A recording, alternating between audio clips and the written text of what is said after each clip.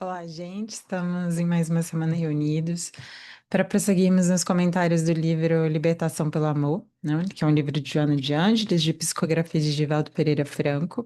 Hoje a gente vai continuar o nosso capítulo 14, denominado Lamentável Equívoco. Vamos continuar. Pretendendo alcançar a meta programada para a reencarnação, desperta para a realização do teu processo iluminativo. Se visitado pelas dores de quaisquer matizes, não te aflijas em demasia, antes considerando que elas são mecanismos expungitivos que a vida te proporciona a fim de que redundem como alegrias reais. Tem uma mensagem de Emmanuel que eu me lembrei agora que chama Glória Cristã, Alegria Cristã. E ele vai falar um pouco que essa mensagem ela comenta novamente, né, esse lamentável equívoco. São os equívocos, as ilusões que a gente coloca e autodenomina como se fosse felicidade, né? Como se fosse alegria. Então, olha que interessante, né? Que a gente tenha como meta mesmo essa realização do nosso processo evolutivo. Porque se a gente parar para pensar, a gente não está assim num parque de diversões, a gente não está aqui em busca de mais prazer, né? A gente está aqui em busca de evoluir, em busca de contribuir para o nosso processo evolutivo e também para o processo evolutivo do próximo, do planeta como um todo. Então, a gente vem aqui com um propósito mais específico, apesar de que, na maior parte das vezes, a gente está meio perdido ou meio fora do centro, né? Muitas vezes a gente já se lembra disso, mas grande parte das nossas decisões e das nossas vivências ainda dessa parte mais transitória, dessa parte que passa, né? Por quê? Né? Porque se não fosse assim, a gente saberia entender melhor o papel dessas dores, como ela diz ali, né? Se visitado pelas dores, não te aflijas em demasia. Joana de Ângeles tem em um outro livro dela, né, da parte psicológica, uma, uma frase muito legal que ela fala que existe o sofrimento do sofrimento. E eu acho que aqui é um pouco sobre isso, porque que passaremos pelas vicissitudes da vida, pelas mudanças, pelas dores mesmo, isso é inevitável. Mas muitas vezes o nosso sofrimento, as nossas dores vêm da própria dor de não aceitar que a gente está vivendo esse período mais desafiador, de não ver uma necessidade na nossa vida, de não ver um benefício que aquela dor, né, se bem vivida, há de nos trazer. Então é interessante que a gente pare e pense sobre isso. Olha, que a dor vai vir, é verdade, mas que eu não sofra em demasia, que eu não sofra demais, né? Fora do justo, que eu sofra também na justa medida. Isso é muito bonito, né? Se a escassez de recursos econômicos te constringe ou se os problemas se apresentam na área da saúde, de forma alguma consideres o evento como uma desgraça, valorizando a experiência como recurso de aprendizado e renovação de comportamento que trabalhe pela tua edificação pessoal. Olha, já pensou se, né, se um revés financeiro, se a perda momentânea, um pouco mais permanente da nossa saúde, se a perda de algum ente querido, né?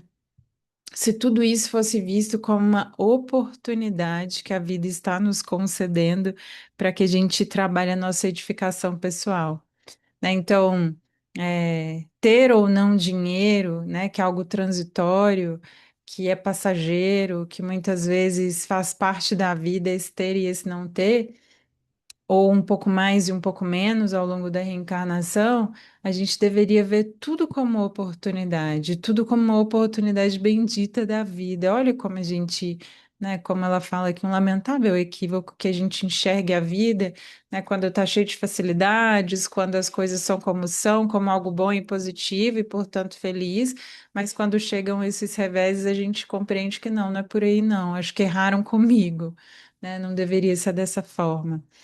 Então, talvez compreender, né? E é interessante isso, quando a gente tira esse rótulo de dor, de pesado, de fardo, é, e aceita essa vivência, grande parte dos nossos problemas ao longo do tempo vão se diluindo. E o problema por si vai passar no tempo necessário, porque muitas vezes é isso, né? A gente está tão agarrado ao sofrimento, muitas vezes o evento já passou, mas aquilo nos marca e continua nos marcando e traumatizando de forma mais profunda. Então é interessante ver isso, quando a gente não dá, né, o peso devido, ou dá um peso em demasia para algo, muitas vezes a experiência já passou e a gente se traumatiza, e aí, ao menor sinal de que vai viver aquilo de novo, parece que a gente carrega já aquela dor um pouco maior ainda, né? Então é perceber, olha, as coisas são transitórias, dê a elas o valor de coisas transitórias, dê a ela o valor devido, né? Sofrer sim, porque faz parte da nossa vida, das vicissitudes da vida, mas não em demasia. Olha que interessante, né? Se sofres perseguições e te vê abraços com problemas que te exigem atenção, mantém-te sereno e encontrarás meio para superá-lo todos. Também principalmente quando a gente está vivenciando problemas de pequena, mas sobretudo de grande monta, e que não são algo tão transitório assim, muitas vezes permanecem meses, às vezes anos na nossa vida, é mais desafiador para a gente compreender que passar por essa experiência sem ansiedade. Então eu fico imaginando assim, Pedro, por exemplo, né, o apóstolo ali, que tinha tantas atribuições, que passava por tanta coisa, né? Que ele ia gerindo a casa do caminho, continuando o legado ali de Jesus, né? Convivendo, seja com quem chegava, mas com os apóstolos, os conduzindo de algum modo, né? Com o restante ali dos discípulos. Quanto não devia ser difícil, né? Quanto as coisas não mudavam e ele tinha que estar ali permanecer sereno e esperançoso, porque isso é algo interessante, assim, que a gente passa pela vida e passa pelas experiências, sobretudo aquelas que a gente percebe que não vão nos deixar tão rápido, que a gente dê esse devido valor e não crie essa ansiedade, que é o quê? Esse medo do futuro, essa antecipação do futuro que muitas vezes não vai se dar, mas que já nos causa uma preocupação e um desgaste muito grande, né? Então, assim, olha, eu preciso guardar as minhas energias e preciso estar bem consciente de que talvez esse problema não vai cessar tão cedo. Então, eu preciso dar a ele o tamanho e a dimensão que ele tem conforme vá se apresentando, sabe assim? Que muitas vezes é isso, né? A gente nessa preocupação de querer resolver, a gente muitas vezes, e não raras vezes, a gente piora ainda mais o problema, um problema que seria ele pequeno, mas muitas vezes vivenciado ao longo do tempo, a gente dá um tamanho, uma dimensão muito maior, uma complexidade, muitas vezes cai, né? E muitas vezes desiste da prova. Muitas vezes ali no início. Por quê? Porque vislumbrou um cenário muito destrutivo que muitas vezes não aconteceria ou que tinha possibilidade de não acontecer, mas baseado nesse medo, nessa angústia, a gente desesperou antes da hora. Então, esse saber o momento, o que fazer, é algo que ao longo do tempo a gente vai ter que ganhar na nossa trajetória evolutiva mesmo, sabe? De dar às coisas o peso devido, de sofrer sim, porque faz parte da vida, mas de sofrer na justa medida, né? De não criar preocupações, né? Eu me antecipo em relação a um cenário um pouco mais desafiador, né? Eu muitas vezes crio problemas baseado em algo que muitas vezes nem vai se dar, né? Mas que está ali no futuro, se apresentando como algo muito desafiador. Se a ausência de afeto, de companheirismo para ajudar-te na escalada evolutiva magoa-te, renova-te na esperança de que amanhã encontrarás a alma querida, que no momento não pode estar ao teu lado.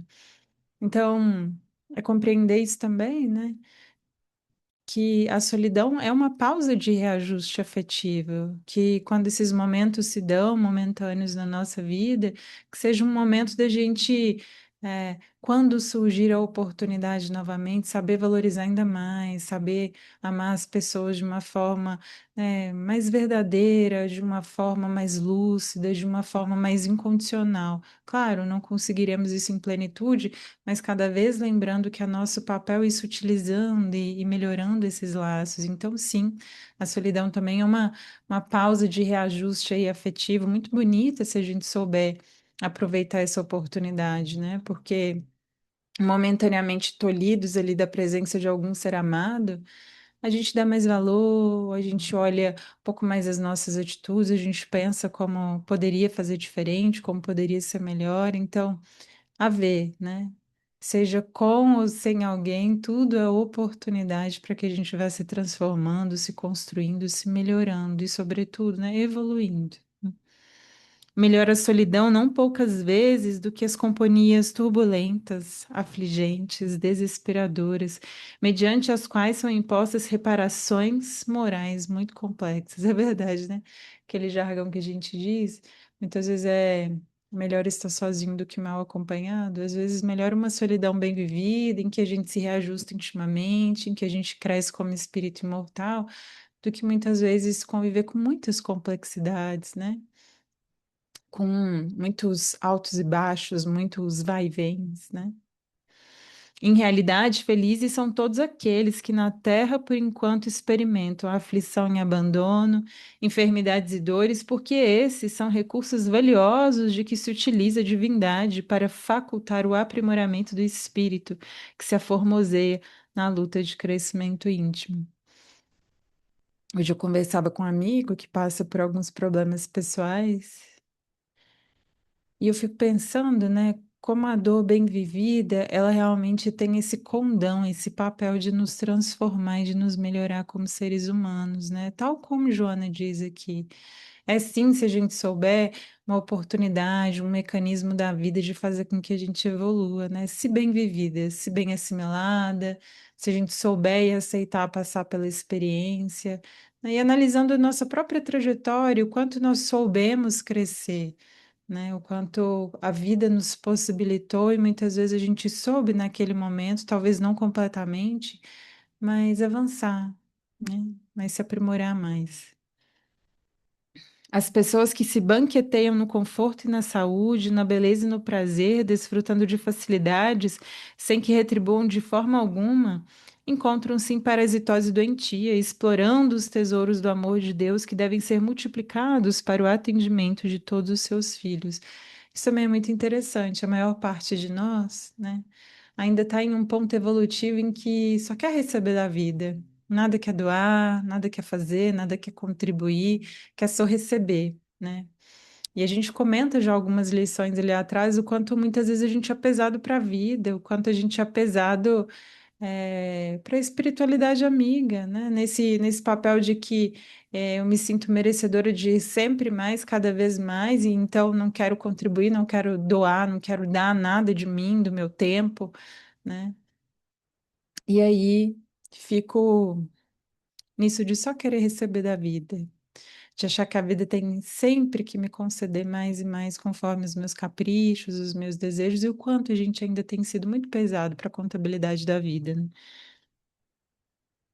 Com que, com que direito se atribuem esses indivíduos o mérito para existências privilegiadas e regimes de exceção, quando as demais pessoas encontram-se em batalhas contínuas para aquisição do apenas necessário à sobrevivência? Sucede que esses, que ora sorriem na indiferença das alheias aflições, serão chamados à conta e deverão compreender que felicidade na terra é lamentável equívoco dos seus sentidos físicos e presunção, como vanglória do seu desenvolvimento intelectual.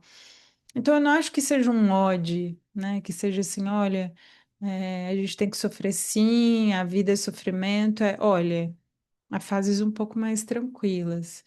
E essas também têm a sua duração necessária, né? Nisso da gente entender que a gente está essa pecinha no mecanismo da vida, que a gente tem sim que dar a nossa parcela, a nossa contribuição, que a gente tem que se doar, que a gente tem que manter esse mecanismo vivo da vida, de ser essa peça que não é fundamental, mas ajuda a movimentar outras tantas vidas. É compreender que se a gente acredita que não deve participar disso, tem alguma coisa errada. E olha, quantas e quantas vidas nós acreditamos nisso? Acreditamos que a vida tem que ser facilidade, que essas coisas muitas vezes são muito difíceis, né? Muito distantes de nós, e não, né? É a permuta da vida, de que dou, mas também recebo, né? E essa troca bonita da vida, de que sempre que a gente doa, algo dentro de nós se modifica, né?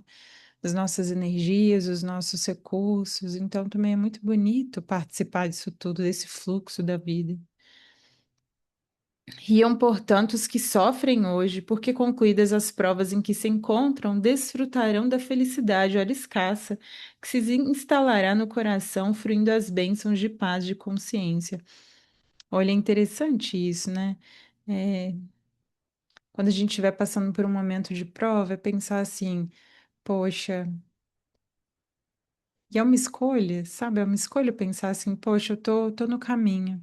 Passando por isso aqui, eu vou me transformar, eu vou ganhar mais liberdade de consciência, uma paz de que estou fazendo aquilo que me corresponde, né? De que estou dando realmente a minha contribuição. Isso é a verdadeira paz, né? Aquele sono dos justos, em que a gente sabe que não é perfeito, mas que está tentando, né? Que está ali na nossa trajetória, nas nossas batalhas, né, tentando enxergar cada vez mais a verdade, sermos mais conscientes em relação a nós e a nossa transformação.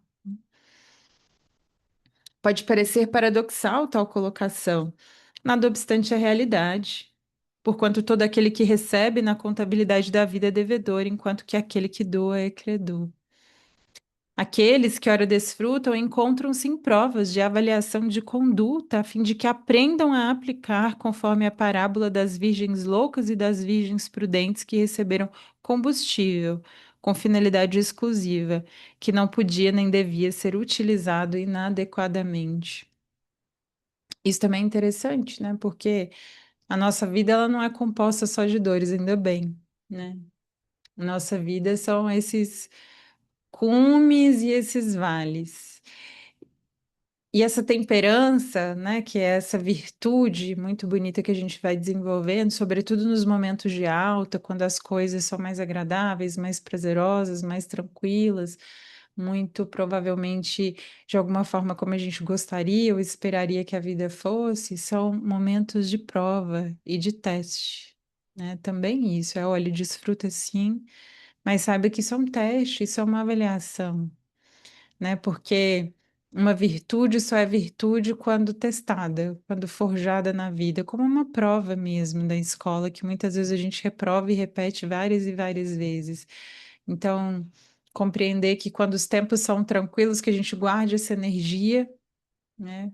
Para quando as tempestades um pouco maiores vierem, mas sobretudo que a gente entenda, estamos em prova e não podemos cair, né? Que a vida nos conceda sim, frescores e que a gente saiba aproveitar sem culpa, mas com moderação, sempre com temperança, né? Aqueles que ora desfrutam encontram-se em avaliação de conduta, né, a fim de que aprendam a aplicar. Por essas razões, convencionou-se também, por outro lado, que tais afirmações, essas que fazemos, são apologias ao sofrimento, necessidade masoquista de realização pessoal.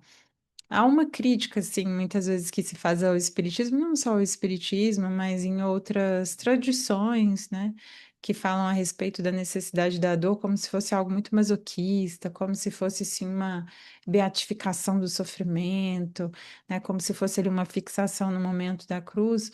Mas veja, não é este o ponto. É realmente perceber que muitas vezes nossas concepções de vida ainda são muito assim infantis, no sentido de, olha, felicidade para mim é quando os meus desejos são atendidos, quando a vida é da forma como eu desejo, né? Quando os meus prazeres mais imediatos são contemplados. Gente, isso realmente é felicidade, né? Então, é ser capaz de ter um olhar um pouco mais profundo para a vida, não desse masoquismo, não dessa dor a qualquer preço, porque não é toda dor que evolui, não é. Não é toda dor que a gente passa que nos transforma em seres melhores. Conheço e percebo muito que há quem passe pela dor, e muitos de nós, né? Há quem passe pela dor e se torne mais fechado, se torne mais carrancudo, desacredite na vida, né? Então, assim. Não é a dor que nos transforma, não. A dor é um veículo, é uma oportunidade, é uma chance que a gente tem de fazer o nosso trabalho. Às vezes de forma ali um pouco mais compulsória, mas também é uma escolha. A gente pode passar por muitas e muitas provas, até passar por elas, mas se transformar em um ser humano mais desconfiado, mais triste, mais desesperançoso, e também não é essa a intenção da vida, né? Mas um equívoco esse, que a mínima lógica se encarrega de diluir, tendo-se em vista a brevidade da existência física e a perenidade do existir como espírito. Eu gosto muito quando eles falam sobre isso, né? Se diz que uma existência é como se fosse um relâmpago. E para a gente às vezes demora tanto, né? Mas é perceber, né, baseado nessa teoria da reencarnação, já tivemos tantas e tantas vidas, já vivemos em praticamente todos os continentes, em tantos e tantos países, tantas pessoas foram nossos parentes e amigos, né? E muitas vezes a gente pouquíssimas mudanças fez ao longo desse tempo todo, né?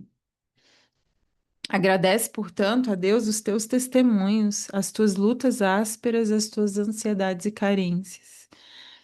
Conforme os administres hoje, poderás revertê-lo em júbilos, em paz e em prosperidade para amanhã. Tudo é a forma como a gente vê, sabe? É o que a gente comenta agora.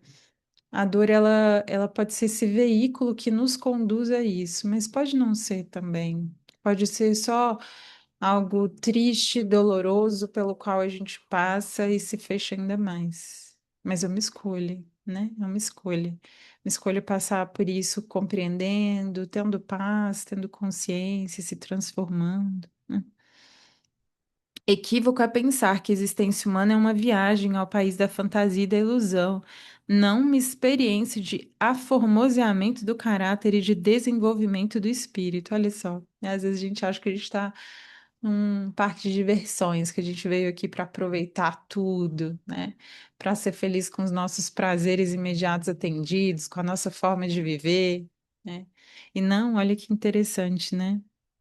Que é de verdade essa felicidade e o que é realmente a encarnação?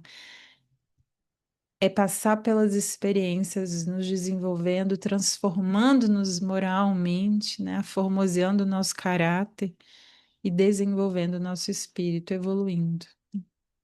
Por isso, Jesus foi muito enfático ao asseverar: meu reino não é deste mundo, portanto, a felicidade igualmente não é. Então, que a gente possa compreender um pouco mais profundamente o que é a vida, aceitá-la tal qual ela se mostra, né? Os desafios tais quais eles são, as dores com esse papel de nos desenvolver moral e espiritualmente, desenvolver o nosso espírito. E a gente vai tirando esses excessos, né? Para encontrar cada vez mais essa essência do nosso ser que está querendo sempre desabrochar, vir à tona, se transformar e que a gente possa dar espaço para que todas essas mudanças possam acontecer dentro de nós, de novo, pequenas, mas constantes, né? Aquilo do sem pressa, mas sem pausa. É, que eu não me preocupe em querer grandes transformações, que a gente não dá saltos evolutivos, mas ao mesmo tempo que a gente não perca tempo. Já perdemos tanto, ainda perdemos tanto, né? Então, muito obrigada pela escuta de hoje, espero que tenha feito sentido. Um grande abraço, uma ótima semana e um início de ótima semana para todos nós e que assim seja.